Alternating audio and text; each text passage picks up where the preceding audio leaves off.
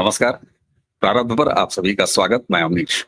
Channel आपने subscribe किया है, इसके लिए बहुत धन्यवाद। वीडियोस को आप लाइक कर रहे हैं, संख्या थोड़ी और बढ़े और उसी के साथ वीडियो को शेयर कीजिए। साथ ही अगर चैनल का बेल आइकन दबा लेंगे तो किसी भी अपलोड की सबसे पहले सूचना आपको मिलेगी। आइए आज का ये छोटा सा वीडियो शुरू करते हैं। बरेली आज जो आपको दिखाई दे रहा है, एक अशांति के बाद शांत, आज वो हालात नहीं होते। अगर तौकीर रजा अपने प्लान में कामयाब हो गया होता तो आज न सिर्फ बरेली बल्कि पूरा उत्तर प्रदेश अशांति की भेंट चढ़ चुका होता। यहां मैं शुरू में ही कह देता हूं, बहुत सारे लोग ये कहेंगे कि साहब जब उसने कोशिश की तो प्रशासन क्या कर रहा था, पुलिस क्या कर रही थी, एजेंसियां क्या कर रही थी, गुप्तचर संस्थाएं क्या कर रही थी। लेकिन थेथरों को डील करना बहुत मुश्किल होता है। और जब मैं ये कह रहा हूं थेथरों को डील करना बहुत मुश्किल होता है, तो बरेली की ये घटना बिल्कुल सही उदाहरण है। पुलिस को 10 दिन पहले से इस खुरापात का पता था, और सिर्फ पता नहीं था कि पता करके पुलिस अपने चद्दर तान के सोई हुई थी। नहीं, लखनऊ तक ये सारी जानकारी थी, पल पल का अपडेट था। और पुलिस पिछले 10 दिनों से तौकीर रजा के नियमित संपर्क में थी। लोकल पुलिस का जो काम होता है करने का तरीका, उस तरीके के हिसाब से लोकल एडमिनिस्ट्रेशन, और वो भी शासन को बता के, यानी लखनऊ को एक एक रिपोर्ट देते हुए। शासन को ये पता चल गया था कि तौकीर रजा का असली प्लान क्या है। तौकीर रजा का प्लान ये था कि लगभग बरेली के 5 ऐसे थाना हैं जो बरेली शहर को कवर करते हैं। उन 5 थाना क्षेत्रों में कुल मस्जिदों की संख्या लगभग 400 है।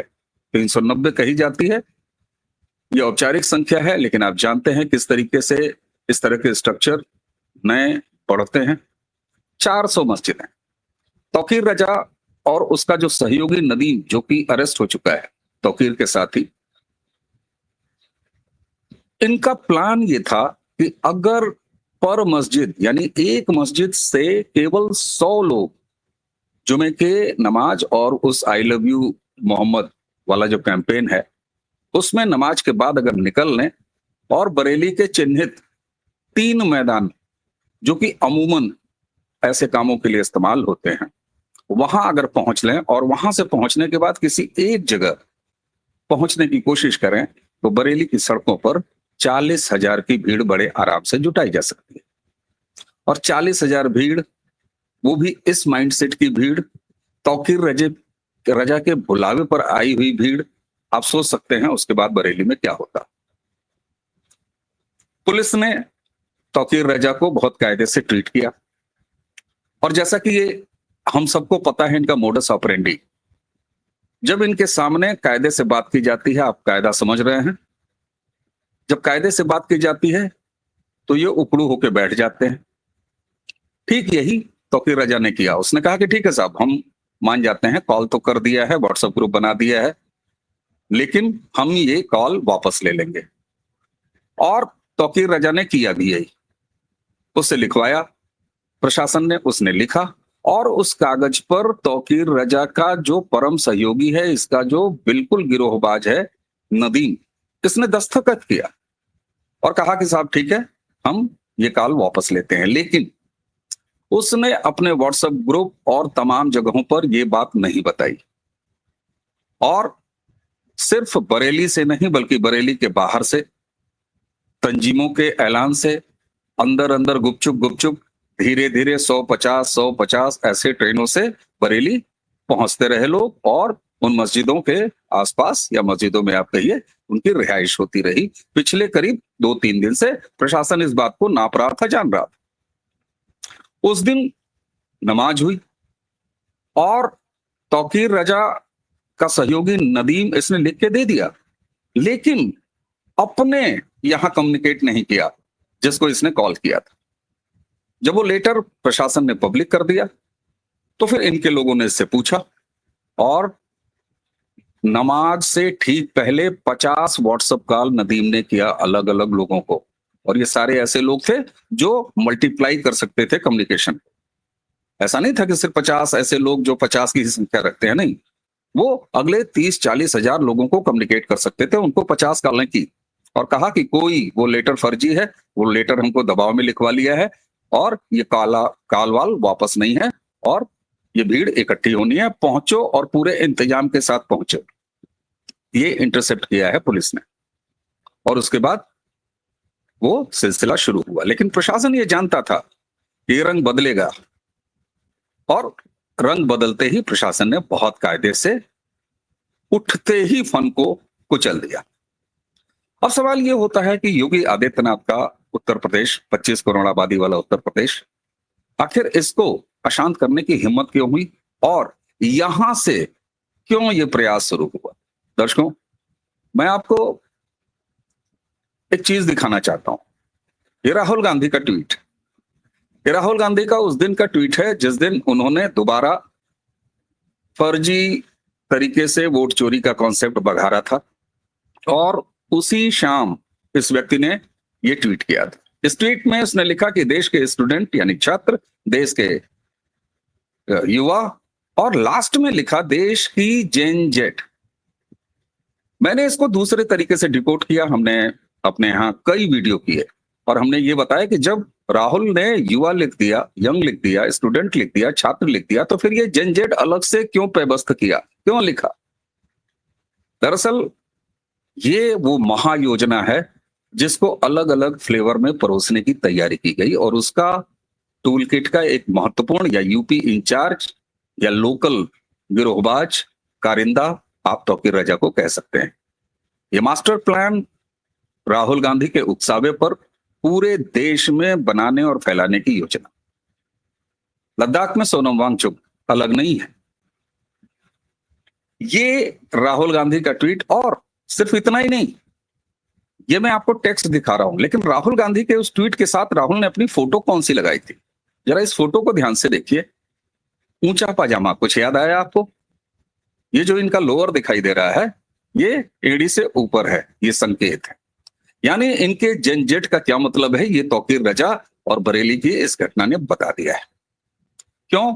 क्योंकि मैं बार बार कहता हूं कि राहुल को अगर देश में आग लगाने और अराजकता करने के लिए कोई भीड़ कहां से आएगी, सप्लाई कहां से होगी, अगर इसकी उम्मीद है तो वो यही वो भीड़ है जो फ्राइडे के बाद निकल सकती है, इकट्ठा हो सकती है। आज बरेली के हालात क्या हैं? बरेली में लगभग 60 से ऊपर गिरफ्तारियां हो चुकी हैं। मुकदमे में तौकीर रजा नंबर 1 आरोपी, नदीम के साथ और तमाम लोग गिरफ्तार हो चुके हैं। और सिर्फ संख्या ये 50-60 नहीं है साहब, लगभग 2 से 2.5 हजार चेहरे पहचाने जा चुके हैं। और उसका नतीजा है कि पिछले कई दिनों से फ्राइडे के बाद जैसे पुलिस की कार्रवाई शुरू हुई और इन्हें यह पता चला कि साहब एक एक चेहरा कैमरों में दर्ज है, उसके बाद आप Bareilly railway station, bus station, वहां पर सैकड़ों क्या हजारों की संख्या देख रहे हैं जो वापस हो रहे हैं बरेली से निकलने के फिराक में। ये भीड़ आई कहां से थी? ये भीड़ वही थी जिसको 10 दिन से बरेली की पुलिस नाप रही थी और तौकीर रजा को कायदे से समझा रही थी। तौकीर रजा के ऊपर अब जो मुकदमा है, कुल 10 मुकदमे हैं, जिनमें से 7 मुकदमों में तौकीर रजा का नाम है अभियुक्त के रूप में। अभी एक मामले में सिर्फ गिरफ्तारी हुई है, 6 मामले अभी उसके साथ घूम रहे हैं और उस पर भी कार्रवाई होगी। तौकीर रजा जो ऑर्गेनाइजेशन चलाता है, आप सोचिए ये कितने अवैध लोग हैं। वो एक ऑर्गेनाइजेशन चलाता है आईएमसी, इत्तेहादे मिल्लत काउंसिल, उसको सील कर दिया गया है। और आप सोचिए कि सील क्यों किया गया? कोई भी कह सकता है ऑर्गेनाइजेशन चला रहे हैं भैया, उसको क्यों सील कर दिया? नाले की जमीन पर बना था वो कॉम्प्लेक्स, जिस कॉम्प्लेक्स में तौकीर रजा के इस इत्तेहादे मिल्लत काउंसिल का ऑफिस था। इसके अलावा लगभग 80 से 85 करोड़ के ऐसे व्यवसायिक इमारतें, प्रॉपर्टीज, जो कि नगर निगम के दस्तावेज के हिसाब से, उनके मानक के हिसाब से अवैध हैं, किसी पर इंक्रोचमेंट है, कोई बिना नक्शे के है। और ये सारी प्राइम लोकेशन है, 7 स्टार लोकेशन है। बड़ा होटल है एक इसमें बैंक्वेट लॉन है, इसके अलावा एक और लॉन है। इनको जब्त किया गया है, इनको सील किया गया है और जब्तीकरण की कार्रवाई आगे बढ़ रही है। योगी आदित्यनाथ जिस तरीके से ये बात कहते हैं, और उनका शुरू से है, चाहे वो छांगुर का केस हो, चाहे इसके पहले और माफियाज का केस हो, कि अगर इनकी आर्थिक कमर, इनकी जेब ढीली नहीं की गई तो इनकी तबीयत ढीली नहीं होगी, इनका परमानेंट इलाज नहीं होगा। ये वो रक्त बीज हैं जो आज गिरेंगे, आज दबेंगे और कल फिर मुंह उठा लेंगे। उत्तर प्रदेश में क्यों ये करने का प्रयास हुआ? कारण ये कि अगर उत्तर प्रदेश में ये सफल हो जाते, बरेली में ये सफल हो जाते, तो भले ही और शहरों में उत्तर प्रदेश के ये फैला नहीं पाते, ये अलग बात है, लेकिन पूरे देश के खुरापातियों को ये मैसेज देने में कामयाब हो जाते कि हमने उत्तर प्रदेश में करके दिखा दिया है, जहां योगी आदित्यनाथ का बुलडोजर गरजता है, उस बुलडोजर को हमने आंख दिखा दी है। और वो हौसला अफजाई जो इनकी होती, जो इनके इरादे बुलंद होते, और राहुल गांधी पेट्रोल छिड़क के बैठे हुए हैं, तो आप सोचिए जरा ये कितनी बड़ी पैन इंडिया साजिश। एक साथ हर तरफ से ये प्रयास, एक तरफ राहुल गांधी लगातार चुनावी प्रक्रिया को, चुनाव आयोग को संकट में या सवालों के दायरे में, शक के दायरे में रख रहे हैं, और उसी के साथ कभी नेपाल दोहराने की बात, तो उस नेपाल दोहराए जाने की एक पूरी भूमिका थी जिसमें अलग अलग कंपोनेंट, सोनम वांगचुक का पर्यावरण और आदिवासियों के हक के लिए, ट्राइबल्स के हक के लिए एक अलग आवाज, एक नया, एक अलग फ्लेवर, तौकीर जैसे लोगों का आई लव यू मोहम्मद जैसे कैंपेन, जिसमें आप मजहब का तड़का लगा देते और आपको वो वांछित भीड़ शहर दर शहर पूरे देश के अलग अलग राज्यों में आपको मिल जाती, ये एक अलग फ्लेवर। इसी के साथ आपने देखा होगा कि वोट चोरी, ये एक अलग फ्लेवर। और यही कारण है कि सरकार और सरकारी एजेंसियां अब बेहद सतर्क हैं। बहुत सारे लोगों के मन में ये सवाल उठ सकता है, मैंने बरेली और उत्तर प्रदेश में पुलिस क्या कर रही थी ये आपको बता दिया। अब सवाल ये भी आता है, लोग कहेंगे दिल्ली में क्या कर रही हैं एजेंसियां?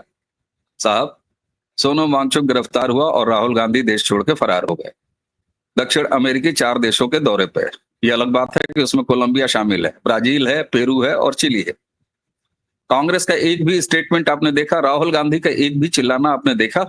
वही सोनम वांगचुक जिसको अप्रैल 2024 में लोकसभा चुनाव के पहले जाके भड़का आए थे, और 14 दिन की उसके सो कॉल्ड आमरण अनशन के बाद उसने पश्मीना मार्च जो चाइना बॉर्डर तक प्लान किया था वो कैंसिल भी हुआ। आखिर कैंसिल कैसे हुआ ये हमने आपको बताया है। तो सरकारी एजेंसियां ऐसा नहीं है कि सो रही हैं, चिल्ला के, इश्तहार लगा के और प्रचार करके ही काम नहीं होता, एक समन्वय का काम है। लेकिन उत्तर प्रदेश को मॉडल बनाने का ये ऐसा प्रयास था जिसमें मजहब का फ्लेवर दिया जाना था, और अगर ये कामयाबी मिल जाती तो आप जान लीजिए ये पूरा मामला आज पूरे देश में फैल चुका होता, और अचानक इसको जेनजे के आंदोलन का नाम दे दिया जाता और ये प्रयास शुरू हो जाता। ये आई लव यू मोहम्मद और इसके बवाल का पूरा मामला ही उत्तर प्रदेश में फैब्रिकेट किया गया, और पहले इसको प्रयोगशाला के रूप में यहीं उपजाया गया। कहां? कानपुर में।